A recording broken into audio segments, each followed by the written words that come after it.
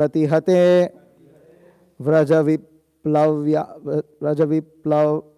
व्रजविप्लवाय देवे अभिवर्षति पशून् कृपया रिरक्षुः धर्त उच्छिलीन्ध्रम् इव सप्तदिनानि सप्तवर्षः महीध्रम् अनघ एककरे सलीलम्।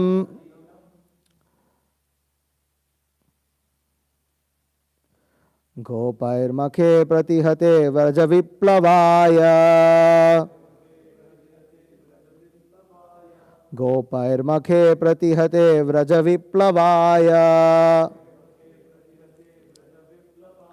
देवे विवर्षति पशून् कृपया रिरक्षुः देवे विवर्षति पशून् कृपया रिरक्षुः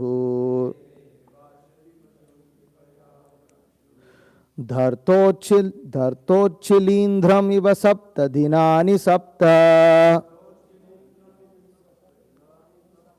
धर्तोच्छिलीन्ध्रमिव सप्तदिनानि सप्त वर्षो महीध्रमनघैककरे सलीलम् वर्षो महीध्रमनघैककले सलीलम्। Okay, I'll try a little slowly. गोपैर्मखे प्रतिहते व्रजविप्लवाय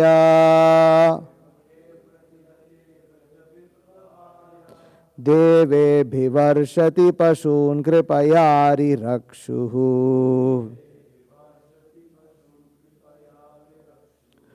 धर्तोच्छिलीन्द्रमिव सप्तदिनानि सप्त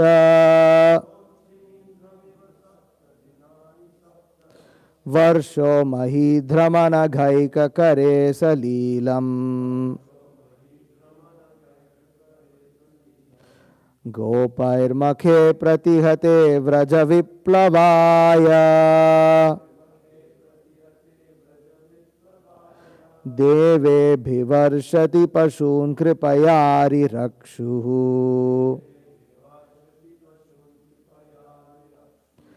धर्तोच्छिलीन्द्रमिव सप्तदिनानि सप्त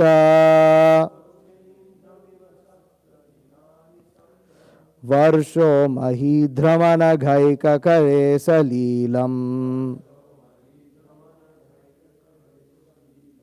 Please repeat.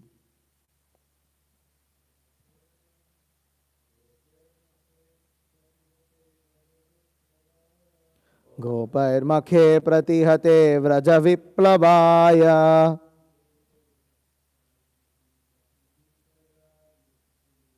देवे विवर्षति पशून् कृपया रिरक्षुः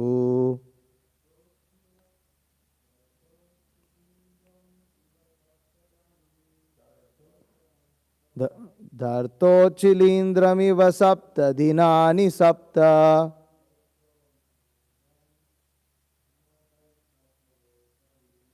वर्षो महीध्रमनघैककरे सलीलम्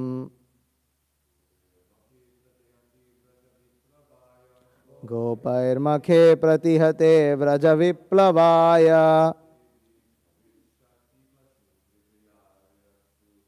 देवेभिवर्षति पशून् कृपया रिरक्षुः धर्तोच्छिलीन्द्रमिव सप्तदिनानि सप्त वर्षो महीध्रमनघैककरे सलीलम् गोपैर्मखे प्रतिहते व्रजविप्लवाय देवेभिवर्षति पशून् कृपया रिरक्षुः धर्तोच्छिलीन्द्रमिव सप्तदिनानि सप्त Varsho mahidramana gaika kare salilam.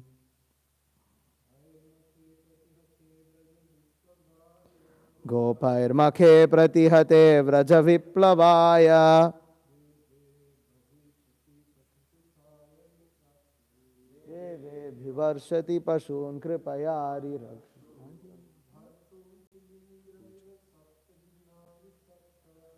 Tochalindram sapta dinani sapta.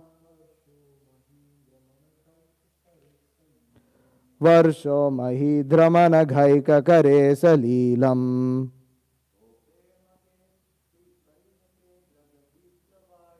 Gopair makhe pratihate vraja viplavaya. Deve bhivarshati pashun kripayari rakshuhu. Dharto chilindramiva sapta dinani sapta. Varsho mahidramana ghaika kare salilam. Mataji's.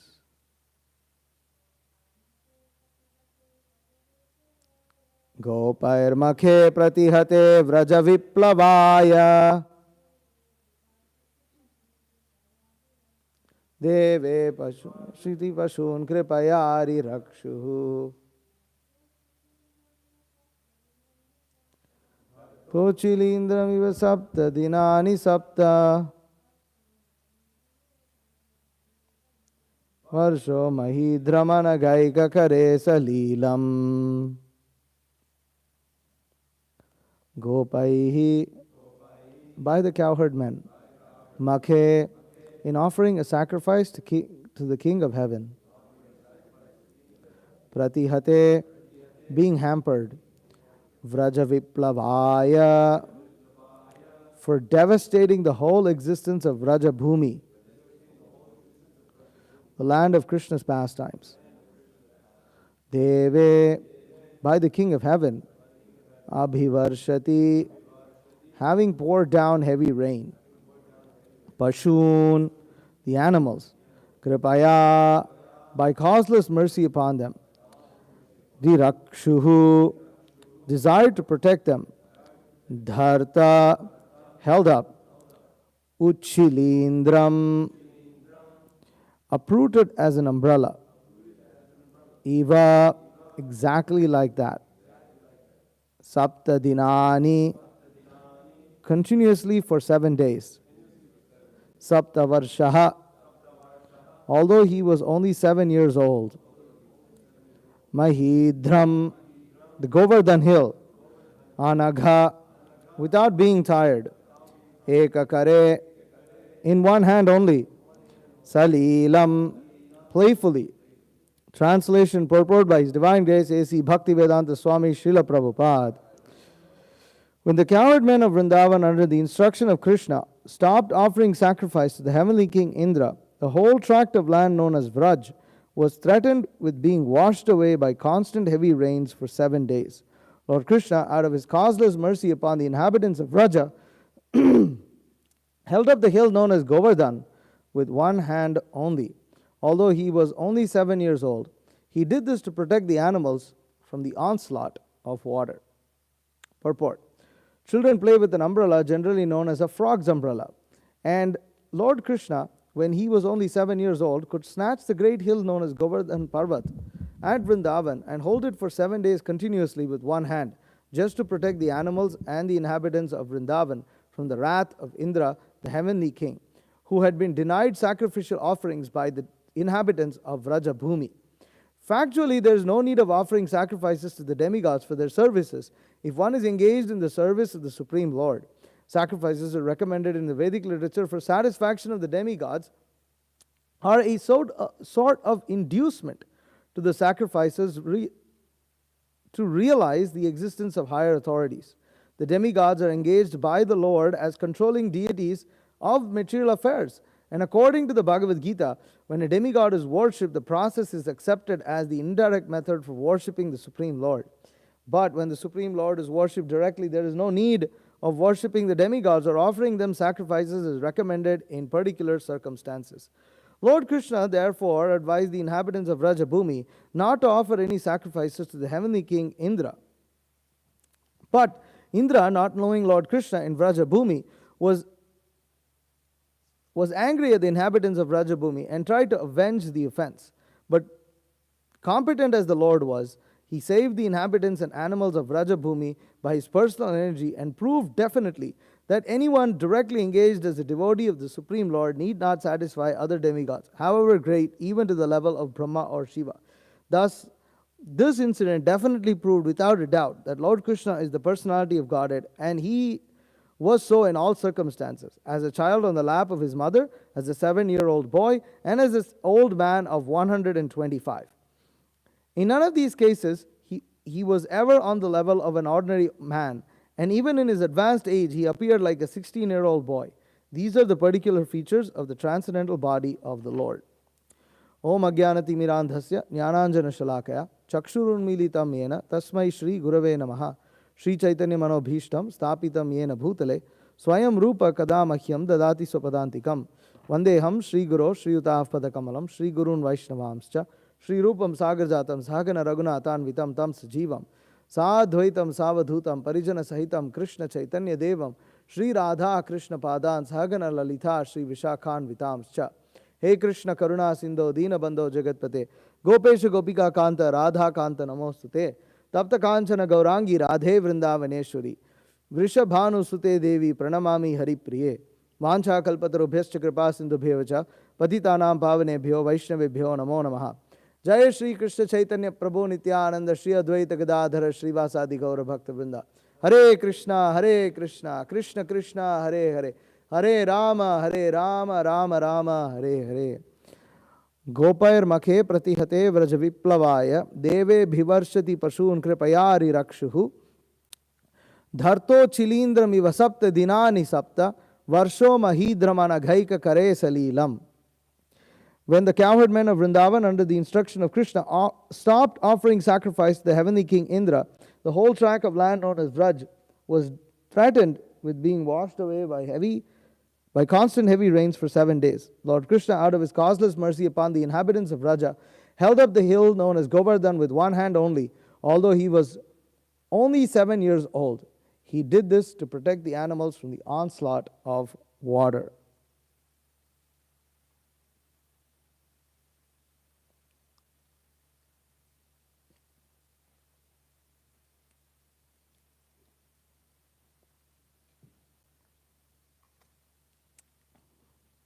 So the Srimad Bhagavatam, true to its original purpose, which is to reveal the transcendental pastimes of the Supreme Personality of Godhead, Krishna.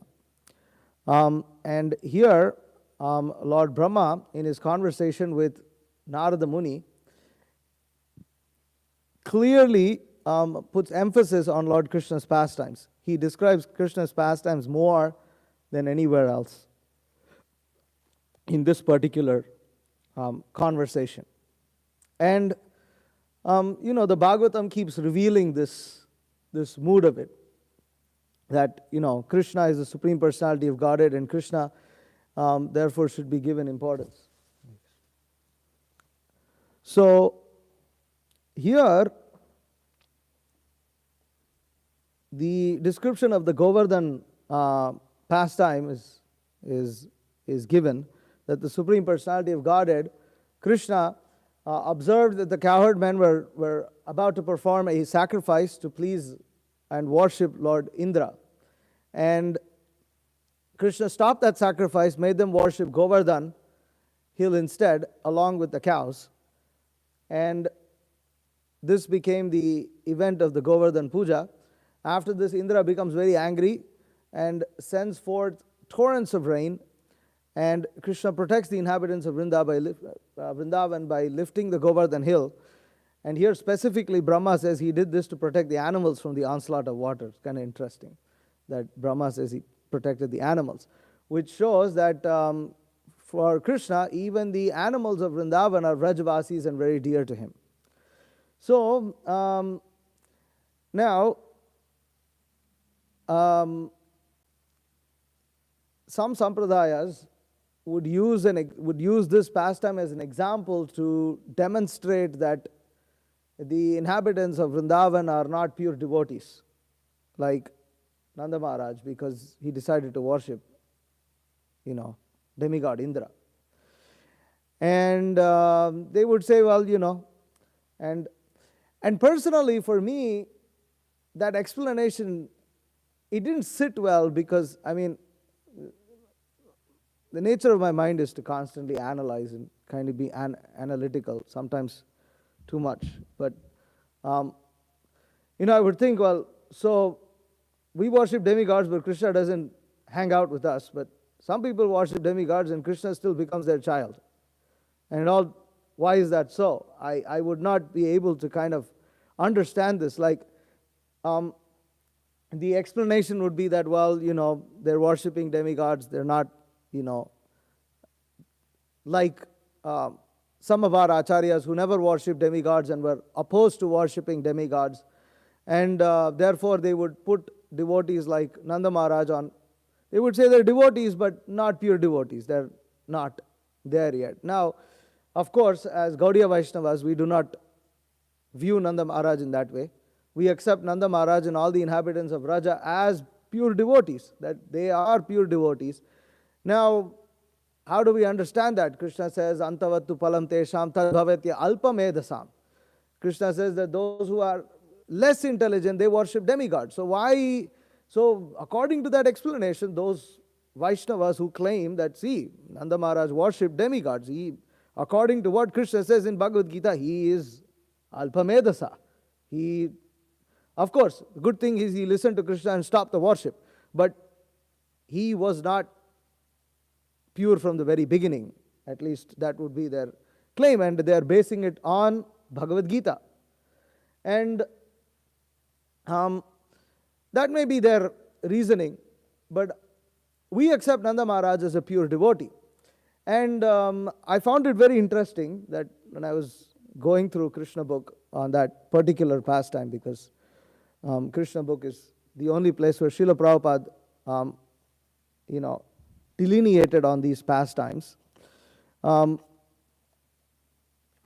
So, Srila Prabhupada, he explains that, so when Nanda Maharaj is approached by Krishna, and Krishna is asking him, why are you performing this? And Prabhupada gives a little bit of an interesting background to why Krishna is approaching Nanda Maharaj. And anybody knows that? It's a little difficult, but let's see. Huh? Well, he's curious, but He wanted to show the futility of karma kanda sacrifice, and Indra was getting too puffed up. Correct. That is a reason, but that's not the reason that comes in the very beginning of this chapter. That Krishna comes to Nanda Maharaj and he's curious about the sacrifice because of something else. Prabhupada writes, I'm difficult to know, but basically, Prabhupada writes, literally in the beginning of the chapter, while engaged with the Brahmanas who were too much involved in the performance of Vedic sacrifice, Krishna and Balaram also saw that the cowherd men were preparing a similar sacrifice in order to pacify Indra, the king of heaven who is responsible for supplying water. So, just this pastime happens just after, that pastime where, Krishna approaches these Brahmanas to ask them for some food. And the Brahmanas, they're too engrossed in their sacrificial performances, and they just reject these two cowherd boys. And they say, what is these two cowherd boys just disturbing us, And they just reject them. And then, of course, the Brahmanis, the wives of the Brahmanas, they bring all the foodstuffs and offer it to Krishna and Balaram, even in much to the great dissatisfaction of their husbands initially, who then later came to their senses and offered prayers to Krishna and Balaram. So Krishna is seeing that. He's seeing, just see these Brahmanas who are so involved, and now he's seeing his own Vrajavasis preparing for some sacrifice. So this kind of, Prabhupada gives that context, that it kindled the interest of Krishna and Balaram to approach Nanda Maharaj. And so, almost out of concern that that the Vrajavasi should also not become too engrossed in sacrificial performances like the Brahmanas. So that was a very interesting background that Srila Prabhupada gives. I'm not sure if that particular statement is found in the Bhagavatam, but at least Srila Prabhupada gives that in his Krishna book. So so here, when Krishna approaches Nanda Maharaj, the first time Nanda Maharaj he just remains silent, because here's a 7-year-old boy asking about sacrifices and this and that. But then Krishna, persists. And then Nanda Maharaj replies, so, my dear boy, the sacrificial performance is more or less traditional. So, Nanda Maharaj is making the point that he's just following tradition. And now, of course, I'm going to take the allowance of philosophical speculation here, trying to establish the point that Nanda Maharaj is a pure devotee. Now, traditional. If any of you have heard Gokul Chandra Prabhu's lectures on the Goloka chart, you will understand that there are these demigods, Indra, Varuna, Chandra, Vayu, in the spiritual world. What are they doing there? They're facilitating Krishna's pastimes, and they're all pure devotees. It is said that Krishna names these demigods in the material world after those pure devotees in the spiritual world. And so, in the spiritual world, they are all pure devotees. You can worship pure devotees. They are not demigods. They are pure devotees. They are, and these pure devotees could be worshipped by Nanda Maharaj and others because they are grateful. Okay, these pure devotees are facilitating it. Just like we are grateful to so many devotees in the way they've helped us, and we worship them. In this way, one can say that Nanda Maharaj and his associates are worshipping Indra, but now they are performing their pastimes in the material world, where this Indra is some puffed up demigod. And Krishna, realizing that, although Nanda Maharaj is, even though he is a pure devotee, he is humble and he is performing tradition, which in his particular regard, this tradition could be something that pure devotees in the spiritual world engage in for the sake of facilitating Krishna's pastimes. Because in the spiritual world, the gopis may worship Katyayini, but she is Yogamaya. She is not Mahamaya of the material world, even though they may refer to her as Mahamaya. She is Yogamaya. So in this way, in the spiritual world, there are personalities like Indra, Vayu, Chandra, etc., who are all pure devotees of the Supreme Personality of Godhead. And so it's interesting that Nanda Maharaj says that this ceremonial performance is more or less traditional. And of course, he says that rainfall is due to the mercy of King Indra, and his clouds are his representatives. Because the water is so important for our living, we must show some gratitude to the controller of this rainfall, Maharaj Indra. Now, when Krishna, of course, defeats this, because he says that no, what is Indra's mercy? See, Indra's one of the arguments that Krishna gives is, see, this Indra, if it is because of you worshipping him and him becoming pleased is why he gives rain, then why is he pouring rain on the oceans where nobody is worshipping him? Nobody is worshipping him, simply pouring rain on the oceans. So what kind of this, and therefore, if he has to pour rain in the ocean, he will have to pour rain on the land also. And that all happens because of one's karma. That ultimately it's because of one's karma, whether rain happens or not. It's interesting that we are speaking this fast about floods. Right now, just as the news breaks, there's breaking news about floods in Libya that have probably killed over 10,000 people. So there was some storm that decided to go and pour over on a desert and gave, I heard something like the entire year's worth of rain in one day. Poured down the entire year's worth of rain in one day. And so two dams broke. And so all that, all the water that was retained behind the dam inundated the city in a deluge. And, you had multi-storied buildings all getting washed away into the sea.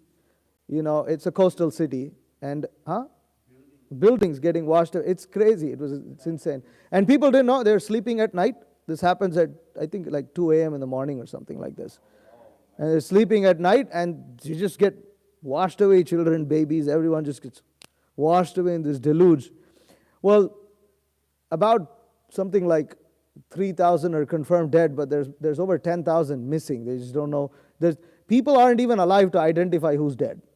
There's just nobody alive to even identify who's dead, who's dead, who's alive. There's so. I mean, this is nature's wrath. It's insane. I mean, you look at some of those pictures and you think a flood can do this. It's like, it's horrible. And this storm decides. And where is this storm happening? In the Sahara Desert. It's happening in the Sahara Desert. This hurricane storm, tropical storm, decides to go to the Sahara Desert through the Mediterranean and then pours. Just how karma affects is very, very, very scary. And again, Krishna is making the point that this all happens because of karma. Right? That all this gets, all these things happen. And the residents of Vrindavan are very dutiful in performing their duties. What is the duty of the residents of Vrindavan? Primarily, it's cow protection. Prabhupada writes here that Krishna identifies himself with the Vaishya community because Nanda Maharaj was protecting many cows and Krishna was taking care of them. So what are the 4 kinds of business engagement of the Vaishya community? You have agriculture, banking, correct, protection of cows, and commerce, trade, right? And Prabhupada writes specifically, he says, although Vaishyas can take to any of these occupations, the men of Vrindavan were engaged primarily in the protection of cows. They were literally engaged in protection of cows. They weren't doing much agriculture or anything like that. They were primarily engaged in protection of cows. So Krishna is making the point that, well, you are performing your duties, and demigods have to be satisfied by these duties. So they are satisfied by these duties, and so they will give you what they have to give you. That's all. If they are supposed to give you what they have to give you, what else can they do? What is the need for performing all these sacrifices? So this is the atheistic karma kanda philosophy that Krishna is speaking. And why is, until about this class, I've always wondered about why did Krishna choose to speak an atheistic karma kanda philosophy? It was kind of like, but this is because Indra is not a pure devotee. Indra is not a pure devotee in this material world. It is in one sense inappropriate that his pure devotees like Nanda Maharaj worship this Indra, who is, in fact, like we read, right, the nectar of instruction. Of course, that is instruction for sadhaka. But what is that? Krishneti yasya giritam manasadriyeta dikshasti chet pranatibhischa bhajantam isham Shushrushraya bhajana vigyam ananya manya nindadi shunya hridam ipsita sangalabdhya. That Rupa Goswami gives gradations of how to offer respect. He says, one should mentally honor devotees, then one should offer obeisances to those who are, initiated, dikshasti chet pranatibhischa bhajantam isham, who have received initiation, engaged in deity worship and other things. But then, who should he take association of? Nindadi shunya hridayam ipsita. He should take association of those who are free from the tendency to criticize. He should seek, means they literally, they are embodiments of the principle of Trinadapi Sunichena Tarorapi Sahishnuna. That they are embodiments of humility. And because they are embodiments of humility, what do? Trinadapi Sunichena Tarorapi Sahishnuna Amanina Manadina Kirtaniya Sada Hari. They are always engaged in Kirtan of the Supreme Personality of Godhead. They are always engaged in worshipping the Supreme Personality of Godhead incessantly. Nanda Maharaj and the Vrajavasis fall in that category. They are incessantly engaged in worship of Krishna. And it is inappropriate that they were worshipping these demigods. Especially someone like Indra, who was puffed up in receiving such worship from personalities like Nanda Maharaj. That's the very specific point here to understand, that Indra was puffed up. It's inappropriate that pure devotees who out of their humility are worshipping Indra, considering themselves to be lower than a blade of grass. But Indra, thinking himself, well, I am demigod, I am the one who is protecting and providing for all these residents of Vrindavan, and instead of understanding that they are actually pure devotees of Krishna. Well, Indra was in so much ignorance that he didn't even understand his own worshipable Lord, Krishna, who is none other than Narayana himself, was present in Vrindavan. So this is contradictory, and Krishna wanted to stop this. Therefore, he spoke this karma kanda philosophy, because in one sense, if you apply that atheistic karma kanda philosophy to the activities of Nanda Maharaj, you will find that they are performing their duty very carefully. What is their duty? Protecting the cows. Yes. Something more to elaborate there?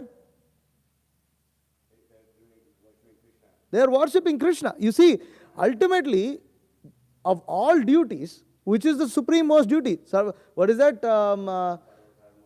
What is that verse? How does it begin? Savai pumsam paro dharmo yeto bhakti radokshache ahaitukya pratihata yayatma suprasidati. Bhagavatam says that among all the duties, among all the dharmas that have to be performed, see, what is Vaishya dharma? This is dharma, right? Protecting cows is dharma. Vaishya dharma, you have different, among the Vaishya dharma, you have 4 kinds. So the protecting cows is one of them. But the residents of Vrindavan were not just engaged in protecting cows like any other Vaishya. They were engaged in specifically protecting cows as devotional service to the Supreme Personality of Godhead.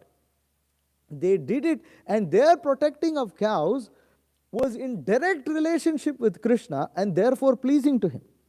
They were not like mundane Vaishyas who, okay, what is the difference between the Vrajavasis who protected cows and a mundane Vaishya who protects cows? Aren't both pleasing Krishna by protecting cows? By protecting cows, right? That's that. Varnashamacharavata purushena paraf puman vishnor aradhyate panta nanya tattosha karanam. That there is no purpose to the whole varnashram system other than the aspect of pleasing Vishnu. So, both the mundane Vaishya, conditioned Vaishya, and the transcendental Vaishyas of Vrindavan are pleasing Krishna by protecting cows. But what is one of the differences? There are other differences. But what could be said to be a difference specifically in this regard?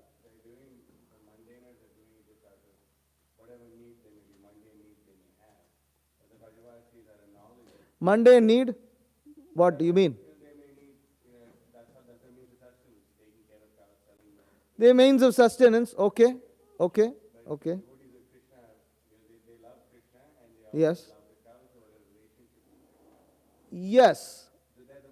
But what is the one of, when mundaners perform an activity, what is the difference between that performance of an activity compared to performance of an activity of a devotee? Matsya Prabhu. They try to enjoy the fruits. They are performing these duties so that they can become materially happy. They are gratifying their senses in a pious way. The Brahmanas were attached to the performance of yajna. But of course, yajno vai Vishnu, that yajna, the purpose of yajnatat karmano nyantra loko yam karma bandhanaha tadartam karma kaunteya mukta sangha samachara. That one must perform yajna for the sake of pleasing Vishnu. And the Brahmanas were attached to performing sacrifice, and that is pleasing to Vishnu. But They were performing their sacrifices with the desire to go to the heavenly planets. They were performing their sacrifices with the desire to live comfortably in this material world. And the Vaishya, the mundane Vaishya who protects cows, does the same thing. He understands the Vedas have enjoined that I must perform protection of cows, my duty. My protection of dharma will protect me. Dharmo rakshati rakshitaha. Dharma protects those who protect it. So, ultimately, it's a business relationship. And Krishna speaks that business relationship with these with the Vrajavasis. He says that the ultimately what Krishna is advocating, there is no reason to feel grateful or some great affection for these demigods. Don't have any affection. What? You are performing your duty, they have to perform their duty, that's all. All of you are bound by karma. They also have to perform their duty. You perform your duty, and if Indra does not perform his duty, then he will get chastisement. He is going to get punished by the laws, the same laws of karma that will punish you if you don't perform your duty. Therefore, why you need to spend so much time worshipping? What is the need? Now, of course, Srila Prabhupada writes that in the Vedas, such sacrifices are recommended. Why? Why then, if you're performing duty, and in one sense there is truth to the Karma Kanda philosophy, because Krishna is speaking it, there is truth to it. But then what is the defect there?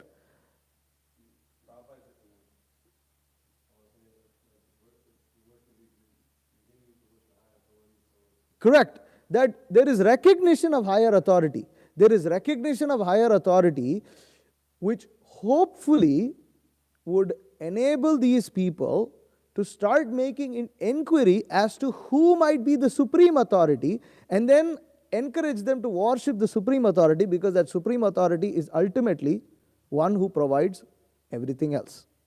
The supreme authority, Krishna, Narayana, Vishnu, provides for everything. It is because of him that the demigods give their benedictions. Otherwise they cannot give any benedictions. So therefore such sacrifices are recommended. Now in the case of the Vrajavasis, they are performing their duty, which is pleasing Krishna. Ultimately it is serving Krishna. They are performing their duty, and by that duty Krishna is satisfied. There is no need for sacrifice.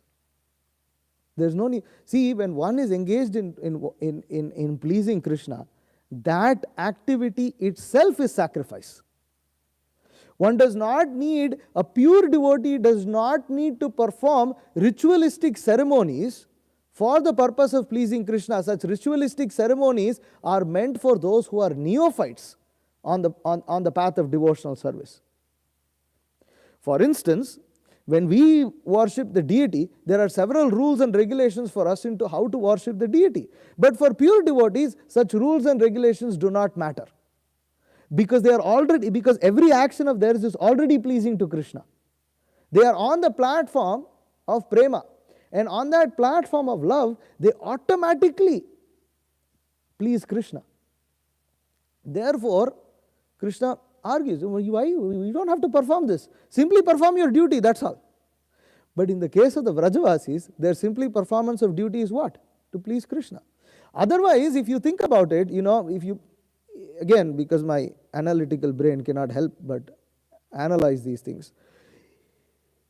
Nanda Maharaj and the elder members, they argue. They say that no, you have to satisfy the predominating God. Because why? You have to predominating God. One cannot achieve any good result simply by material activities. And what is the understanding? You perform your duty, everything, but still you have to please. You have to please the predominator, which in this case we understand predominator to be ultimately Krishna. But why does one need to please Krishna? Or why does one need Krishna's favor? You can perform your duty and you will get the result, right? Perform your duty, get the result. Why? Why doesn't it work? No. That's not we can give that explanation, but that's not the precise answer here. Exactly. If Krishna's sanction is not there, nothing will happen. Prabhupada explains that here. Same Balaseneha Sharanam Pitarao Nusrima. That verse that Prahlad Maharaj speaks, that the medicine, Prabhupada also gives that example. The medicine will not act. The physician might be perfect. The medicine might be perfect. Everything might be perfect. But if the Supreme Personality of God's sanction is not there, then it will not happen. It will not happen. And therefore, one should, even though the demigods cannot give results to someone who has not executed the prescribed duties, even though one may perfectly execute his prescribed duties, in order to perfectly execute his prescribed duties, he should pray for the mercy of Krishna. Therefore, even in our performance of devotional service, we should not think that it is because of our chanting, our efforts in Krishna consciousness, our devotional service that things are progressing. Ultimately, we should recognize it as the mercy of Krishna. And we should always recognize that when that mercy is withdrawn, we are helpless. We cannot perform the activities that we have so easily performed. So, Nanda Maharaj and the Vrajavasis argue like this. But then, Krishna defeats that also. How does he defeat that? Krishna doesn't speak about the main predominator, which is himself. He speaks about the demigods. He says, see, these demigods, if you don't perform your duty, they cannot give you the result anyways. So perform your duty, that's all. If you perform your duty, they are obliged to give. That is Krishna's main argument. You perform your duty, they are obliged to give. And that is true. Only foolish people think that things happen by the mercy of the demigods. It doesn't happen by the mercy of the demigods. The demigods operate within their realm of prescribed duties, which to someone who, just like, to someone who is uneducated, he may think, oh, they are giving me the benediction out of their mercy. No, it doesn't work that way. One has to perform one's prescribed duties. Otherwise, one is subject to karma. And that karma, in order to bewilder the conditioned soul, the karma phala comes through such demigods. It comes through them. The fruit of such of one's karma comes through the demigods.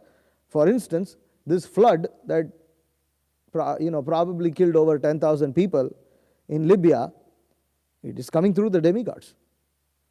And specifically Indra in this case. He is the one who is giving that. Now, most people in this world don't realize. They don't even know there is a personality called Indra. But karma phala generally is given by demigods, even disease, everything. It is all done under the supervision of the demigods. Demigods control every single part of our body. Every single inch, every single aspect of it is controlled by demigods. And those who are non-devotees, they not only do they perform their duties, but they know that because the demigods are in control, they try to worship the demigods, they try to please the demigods, like, please be compassionate upon me. And in some cases, the demigods, out of their, just like you go to an officer and yes, you put in a particular application, say for whatever, you put in a visa application. Maharaj was relating this to us. So you put in a visa application, he'll give you a visa.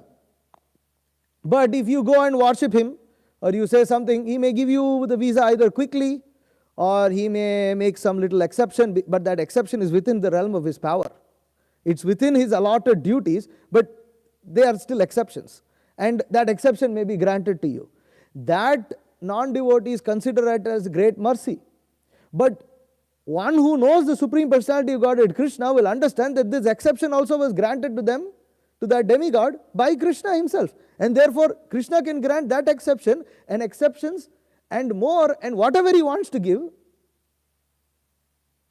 to his devotee, whether he gave that sanction to the demigods or not. In fact, Krishna does not depend upon the demigods to bestow certain things upon his devotee that he wants to bestow. He doesn't wait for the demigods. He gives it. He himself gives it. He doesn't wait. And you will see this throughout Krishna's pastimes. I think my brain's running blank here, but something that that Krishna gave, that demigods could give, but Krishna gave it directly, and he gives it right there. For instance, Sudama, he obtained so much opulence. Krishna wanted to give, he gave it. That's all. He just directly he gives that. What's that? Sandipani Muni is a good example. His sons. That was, of course, that is Mahavishnu himself. That's a little different case. Now, if you take the instance of what's her name? The crooked Kubja. Kubja became beautiful. Generally, if you look at the Vedas, if somebody wants to become beautiful, somebody wants to become youthful, who do they worship? And anybody knows? No. For good health is sun god. This is not health, to become youthful. Or the Ashwini Kumaras. Ashwini Kumaras are worshipped for youth. Ashwini Kumaras are worshipped for fertility and youthfulness. So, you will see this, in Mahabharata and other Puranas, you will see that Ashwini Kumaras, they may take someone to a particular lake, dip them in, and they come out in this very youthful, form. But when Kubja, who was crooked, bent and ugly looking, when Krishna wanted to fix her, all he did was put his foot on her foot and lifted her chin, and immediately she was transformed. Krishna gave the benediction, and Krishna actually, he made her look so beautiful, so extremely, exquisitely beautiful, that his work was better than that of the Ashwini Kumaras. So Krishna can give like this. He's Supreme Personality Godhead, he will give. So when devotees, as far as devotees are concerned, Krishna may sometimes send it through the demigods. Sometimes it may just come as things, and Krishna may give directly also. And that opulence, Krishna has vested with the devotees. And when devotees want something, Krishna fulfills that also. Just like that. It is not dependent on some karma or something like this. No. So, therefore, in the specific case of the Vrajavasis, their performing duties was sufficient. They did not need to do anything else. And we can see that Krishna, these Vrajavasis are pure devotees, because first Nanda Maharaj didn't even want to reply to Krishna's question. Why this 7-year-old boy won't understand anything? That is Nanda Maharaj's Vatsalya Bhav. He doesn't see Krishna as Narayana who created all the universes. He doesn't see that. He doesn't see him as the source of Mahavishnu. He sees this is my young boy. What will he understand this complicated sacrifice? We have been performing tradition. Traditionally we have been performing. Traditionally from the spiritual world. We have been performing. So, what is this boy going to understand? So, but then you see at the end of it, Nanda Maharaj is saying, okay, let me perform this Indra Yajna, and then I'll also perform this sacrifice of Govardhan that you want. Krishna says, no. Whatever ingredients you have taken now, instead of wasting time, use all these ingredients and worship Govardhan. Then interestingly, they ask Krishna, okay, how should we perform this sacrifice? They should go and ask the Brahmanas, right? You should ask the Brahmanas how to perform sacrifice. You ask a 7-year-old boy who you didn't want to answer. But this is Krishna's pastimes. It's not in the realm of reasoning. It's not that, devotees are not acting according to reason and logic. There's no the reason and logic is what will Krishna be pleased with. That's all. Devotees know what will please Krishna. They ask Krishna that. Krishna then gives instruction. 7-year-old boy gives instruction. What the Brahmana should do, what the Vaishyas should do, how the cow should be decorated, what should be, how the foodstuff should be offered. This 7-year-old boy is giving instruction like this. And the Brahmanas of Vrindavan, they follow that. These Brahmanas are different to those Brahmanas that Krishna went, because those Brahmanas were actually on the periphery of Vrindavan. They were on the edge of it. Acharya has explained that they weren't exactly in Vrindavan. But these Brahmanas that Nanda Maharaj is engaged in, they follow what Krishna says.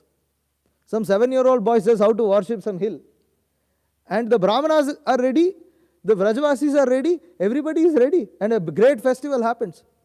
And Indra is looking at all these things. These people are completely crazy. These crazy people have to be taught a lesson. This is not Kali Yuga, this is Dwapara Yuga. These crazy people have to be taught a lesson. And he sends torrents of rain, he sends this deluge. But the residents of Vrindavan are protected by Krishna, who lifts the Govardhan hill just as a child lifts a frog's umbrella, which is basically a mushroom. A frog's umbrella is a mushroom. Mushrooms are so fragile that you just touch them, they fall over. They look like thick and all this, and you just touch and it just collapses. It's such a fragile thing. And actually, if you see why it's called a frog's umbrella, because frogs go and sit under it when there's a rain. It goes sits under that thing, goes and hides there.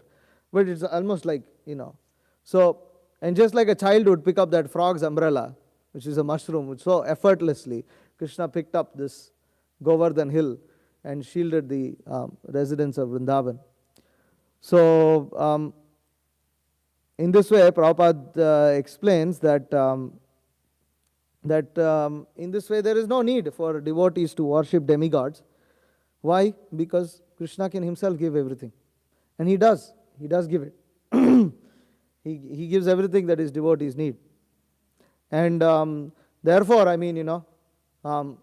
Chaitanya Mahaprabhu was able to offer that kind of a benediction to Srivas Thakur, that even if Lakshmi Devi has to go begging from door to door, you or Srivas Thakur will never have to go seek your needs from anywhere else. Everything that you need will simply be provided. Why? Because you don't have time. You just don't have time to do anything else. You're so engrossed in worshipping Krishna. So ultimately, our duty is to keep ourselves busy in Krishna consciousness. When we keep ourselves busy in Krishna consciousness, Krishna will give us everything we need and more. And it does not matter whether karmically we are meant to get that or not. But if we are engrossed in our karma and we are engrossed in thinking, my horoscope is like this is like that, my upbringing is like this, my body is like this, my mind is like this, and we keep conditioning ourselves to the strictures of this material world without understanding the great benediction of Krishna consciousness that we have received. And in spite of repeated examples by our acharyas like Srila Prabhupada, who have transcended all laws of karma, and show that repeatedly, then what to do? Then Krishna also, ye etam mam prapadyante tam sataiva bhajamiham. That, okay, this fellow thinks that only benefit will come from his horoscope. Okay, let it come through his horoscope. So it will come. It will come, but it will come somehow. Come on, because we are very attached to that. It is not that we, again, let us understand, it is not that we disregard Vedic injunctions. It is not that we disregard out of, therefore, actually Nanda Maharaj makes this very nice point. He says that, see, actually Nanda Maharaj's final argument is, so we should not give up this traditional ceremonial function. If one gives it up, underline, please hear this, if one gives it up, what traditional ceremonial functions, being influenced by what? Lust, greed or fear. Lust, greed or fear, then it does not look very good for him. One should not give up traditional ceremonial functions being influenced by lust, greed or fear. These are not the reasons one should give it up. One may give it up for the sake of pleasing Krishna, and that should be done under the guidance of devotees. Now, there is a role in which traditionally horoscopes play and things like that play, and traditionally devotees observe those things. But we should not forget that doesn't mean that one should not keep oneself busy in Krishna consciousness. Because if one does not keep oneself busy in Krishna consciousness, then one is simply performing these ceremonial functions with material desires. And when one performs these ceremonial functions with material desires, then one is subject to such karmic reactions. Of course, Krishna is very, very compassionate upon his devotees, even the most fallen devotees, even the most neophyte of them, that Krishna, he hatches a plan how to constantly bring them. But ultimately, the surrender has to come from the devotee. That the devotee may perform all these traditional ceremonial functions, but should not forget that ultimately Krishna can change anything and everything, and the only hope is not these traditional ceremonial functions. These traditional ceremonial functions do not ultimately save one. Great care and enthusiasm. One should not be lazy in the execution of one's Krishna consciousness. And one should never at any point of time be discouraged to perform one's devotional duty with enthusiasm in the name of being conditioned by one's upbringing, wealth, parents, whatever one may think in that regard. Krishna consciousness is most powerful. Krishna consciousness, this Hare Krishna Mahamantra, Hare Krishna, Krishna Krishna, Hare Hare, Hare Rama, Rama Rama, Hare Hare, has the potency to take us out of this material world. It is meant to purify us of all material anarthas. What to speak of our mind's problems, our horoscopes problems, our parents' problems, our upbringing problems, our country's problems, our mind's problems, etc., etc., etc. It's meant to do this and not just do this. This is not the only thing that the Hare Krishna mantra does. What does it do? It gives Krishna prema. So this is all this that we just listed right now is a side effect of chanting Hare Krishna.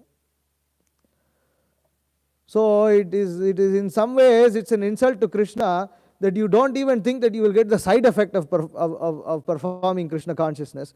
What to speak of the main purpose of chanting Hare Krishna, which is to develop love of Godhead. So in this way, Krishna is Supreme Personality of Godhead, and he was in all circumstances he is so. What does that mean? In all circumstances, he's Krishna is Supreme Personality of Godhead. As a child on the lap of his mother, as a 7-year-old boy, as an old man of 125. Guess what? He's also the Supreme Personality of Godhead, whether you're born in the United States, whether you're born in India, whether you're born in a poor family, whether you're a complete lunatic, whether you are humble, too humble, very proud, whatever, introverted, extroverted, all this kind of thing, good horoscope, bad horoscope, male, female. Krishna is still Supreme Personality of Godhead in all these circumstances. So, therefore, these are the particular features of the transcendental personality of Godhead. Hare Krishna. Any questions or comments, please? Mahotsav.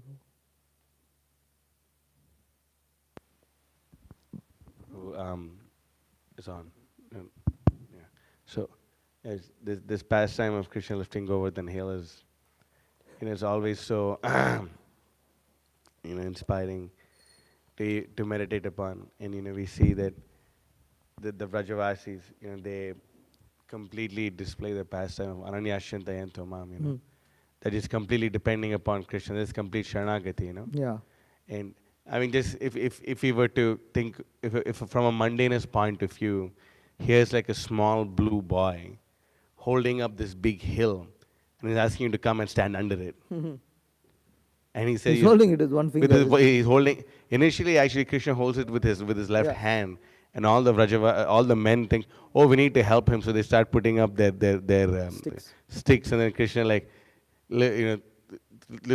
throws it up and holds it with his pinky, And from an external point of view, it may seem like, what is this? This is some like little cowherd boy, blue boy. Somehow he managed to lift this hill with on his pinky. But like we have to stand under this hill Right. and not, and just try to figure something else out. But the Brajavasis has complete faith in They Krishna, completely surrendered. complete They're surrender. This, surrendered. They are not influenced by mundane logic. They are not influenced by mundane ideas. They are not influenced by prajalpa. They are not influenced by all these kind of things. They're just completely surrendered, and that surrender is what Krishna consciousness. Ultimately, this way, that way. Um, if the, Krishna ultimately in our lives, he directs our lives in such a way that we come to that platform of surrender. This is really the whole point. And the Vrajavasis are fully surrendered. They're surrendered, and we see how much fun they're having. They're in ecstasy. They're in bliss. Even in the the worst greatest of situation. anxieties, they are in the greatest of they are in and the Vrajavasis, they have no hang-ups. It's just like no hang-ups. The animals of Vrindavan didn't have hang-ups to go and stand under the hill. These are the animals of Vrindavan. Those such advanced devotees, these animals in Vrindavan, they are not ordinary souls. They are very, very, very advanced devotees. Very advanced devotees. Greater than the greatest yogis in Tapaloka, Siddhaloka, all these places. They're far, far greater than Brahma. So they just go and they just take complete shelter of Krishna. Yeah. And in this one thing, then Krishna gives Lord Brahma, he's not happy with Lord Brahma because Lord Brahma takes away Krishna's devotees from him for about a year.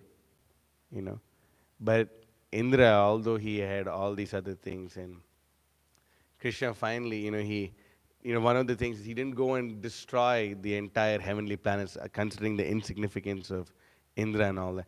But he also facilitated Krishna's being with the gopis and all his devotees 7 days and 7 nights. Right, right, right. The gopis were unabashedly looking at Krishna 7 days and 7 nights, and no one could say anything to them. Like, it was completely appropriate. Wow, look at this most amazing thing ever. Yeah, yeah, yeah, yeah. Krishna achieves so many goals in one action. There's a name in Vishnu Sahasranama for Yeah, that. I forget As that usual, also. don't remember. Okay. Matsya Prabhu, you had something?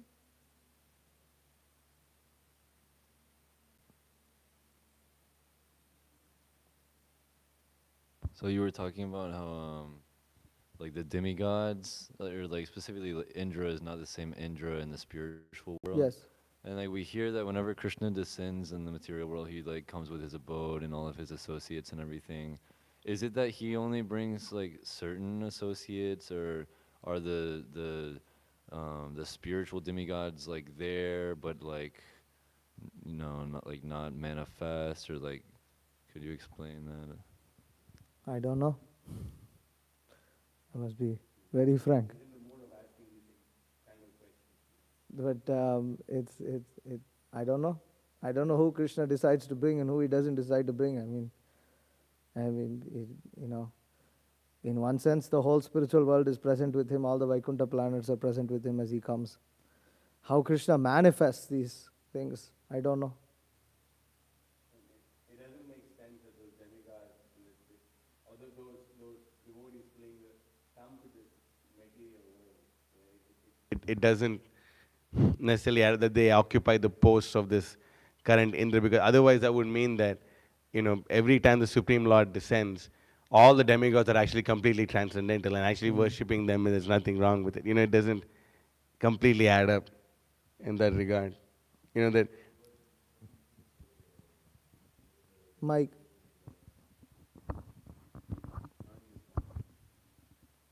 So like for instance, like you were talking about how like the spiritual demigods, they facilitate like Krishna's pastimes and everything like that. So like if like the material Indra, it gets like envious and then he like does like this, but also like the spiritual Indra, he also like casts like a spiritual rain or something like that, and it's like, and you were also saying that this function was also that all the residents of Vrindavan can be with Krishna for 7 days. Is that like a function of like the spiritual demigods, or is that Now just Krishna wants to spend time. The devotees all desired to spend. You see, they're all so busy. They wanted to spend a lot of time with Krishna, and they didn't get the opportunity because they're busy performing so many tasks for Krishna. Krishna fulfilled their desire in this inconceivable way, and he engaged this envious Indra in his service, because Indra is a devotee. So Krishna is affectionate to Indra, and he corrects him in that way. This is how the Acharyas explain. And in that sense, that Krishna, even though Indra had no intention of performing that kind of service, Krishna, being so merciful, considers that as the service of Indra and purifies him. He becomes pleased, inconceivably pleased. And why? That is because Krishna is very merciful. This is Krishna. Devotee is very foolish, but Krishna thinks this devotee is a fool, but I am very intelligent. So I'll make a plan to correct this fool. Okay, Kalki Prabhu. Hare Krishna. But the Acharyas also explained, like we should just elaborate that, I specifically with Indra, I forget which pastime, but that sometimes he's inspired by like the Lord's, like one of his Shakti thing, like Leela Shakti, and then that facilitates the Lord's pastime. So Indra may or may not be like envious every single instance, but he may be inspired in that way just to facilitate different pastimes. Yeah. Okay. Mataji's? In the mic?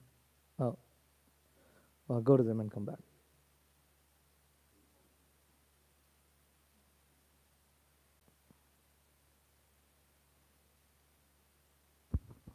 Just for clarification on the mood of Indra, because in the spiritual world, Krishna's pastimes are also playing out.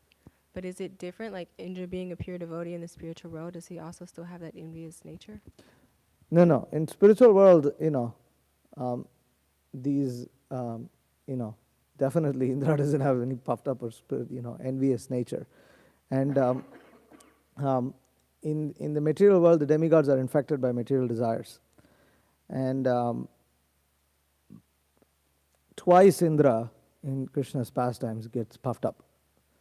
This is one time, and then he offers obeisances and this and that, and offers prayers, and then when Satyabhama wants the Parijata tree, then again Indra puts up a big, throws a tantrum. And so, but in the spiritual world, Indra is a pure devotee. And whatever he is doing over there is to facilitate Krishna's pastimes. Sometimes, to facilitate Krishna's pastimes, two devotees have to fight with each other. But that's transcendental. It's a little different. This is inconceivable, but it happens. It drives both of them crazy. But ultimately, what happens is both of their affection increases for Krishna. And so these kind of things may happen in the spiritual world, but one should understand that they are not influenced by the three modes of material nature.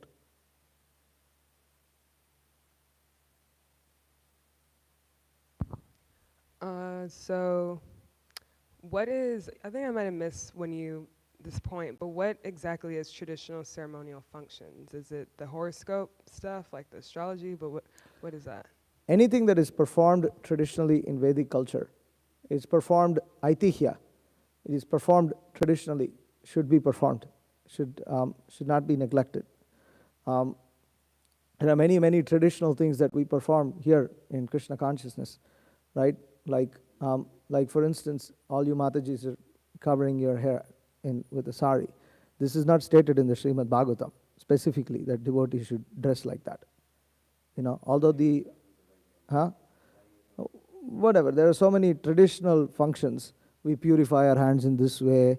We purify, the table. We do like this. These are all traditional ceremonial functions. And Among that traditional ceremonial functions, those who are Brahmanas perform, for instance, for their son, they will perform an Upanayanam. They will perform the Upanayana samskar. There are different samskaras. So Brahmanas, they perform the sacred ceremony for a child just as they are supposed to, about to enter the Gurukul. Actually, that's when, Brahmana children, they get the Brahma Gayatri. Because they get the Brahma Gayatri so that they can learn the Vedas. So these are traditional ceremonial functions. None of us have been through that. So therefore, if one could argue, well, this is all unnecessary, it's not needed, because we don't have it, and we're trying to be Krishna conscious, right? So, but one should not neglect such traditional ceremonial functions that acharyas have consistently performed for their own children and the children of their disciples. And so in that sense, I mentioned horoscope, meaning in the sense like marriage is, many times it is another ceremonial function where the horoscope is matched. I mean, there are other things that need to be checked. It's not just the horoscope. But it is done. And it is a traditional ceremonial function. But that doesn't mean that just because horoscope matches, it doesn't mean that everything is going to be a path of roses, Ultimately, still Krishna's mercy is required. Still we need to be devotees. Still we should not be subject to karma, because however perfect the marriage is, what is it? Rama and Sita. What could be a better couple than them? Lord Rama and Sita. What more compatible couple? What is that? How many points? Yes, some devotees say 100, some 35, something. 35, that is the 35 on 35. 40 out of 35. Huh? Different in North and South India. Anyways, whichever part of India you are from, Rama and Sita got overfull. They got, because Sita was meditating on Rama even before Lord Rama came and met her. This is how compatible they are. Still, Prabhupada explains that Supreme Personality of Godhead exhibits the pastime that you see, family life is not fun. So that also is there.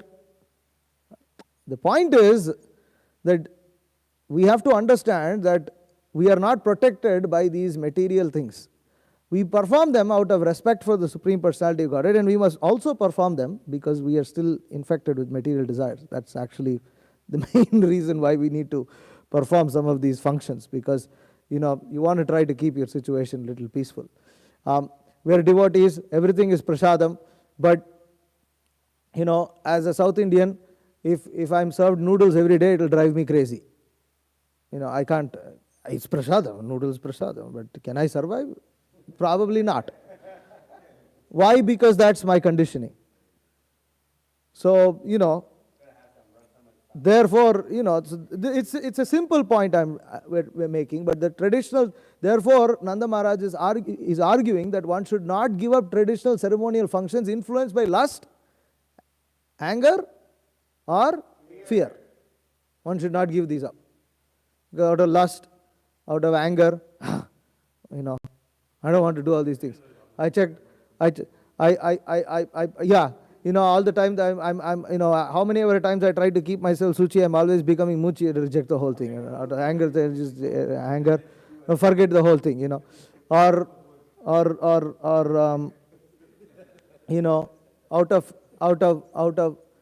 out of lust meaning over material desires. I don't care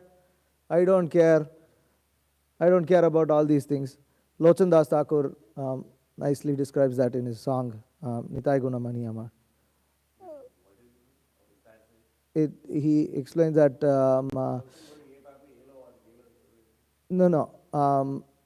this what is that? What out of people they think what will this Nitai do for me? Narottam Das Thakur. Ahankara mata hoya Nitai pada pasariya asatyere satya kori mane. That out of ahankar, out of ego, influenced by lust, out of ego, they think, who is this Nitai? What will he do for me? What will he do for me? What will he do for me? And then because of that, asatyere satya, he considers that which is false to be true. So this is being influenced by lust. And one I think, I'm so knowledgeable. I can figure this out. Look, I'm a man. I'm very intelligent. I want to marry this girl. I can figure her out. She can figure me out. We can figure this out. What's the big deal? What's this horoscope? What's this? What's that? What's all this? So, people for millions of years have been practicing this. Fellow was born yesterday, and he figured something out better than them. It's like, but it's not that one surrenders to the horoscope, one surrenders to Krishna. That's the point. Traditional ceremonial functions are to be. Therefore, Nanda Maharaj, it took quite some convincing for Krishna. First, he doesn't even want to reply to his question. Second, he replies, and then they argue back. They say, no, this is not appropriate. Third time, he says, okay, listen, let me do this, and I'll also do yours. Krishna, no, you're only doing this, and now. So then they surrender. That's how much that's how much they put up a challenge to give up tradition. It's interesting. It's another way to look at it. Nanda Maharaj was not, he didn't just, okay, let me just give up tradition like that. He didn't give it up that easily. No compromise. So, anyways, it's 9:05. Is your point quick? Krishna's max age, is it 15 or 16? 16 is what I've heard. 16 is what I've heard. Yeah. Okay. Hare Krishna. Srimad Bhagavatam ki jai. Srila Prabhupada ki jai. Vancha kalpatarubhyascha kripa sindhu bhevacha patitanam pavanam.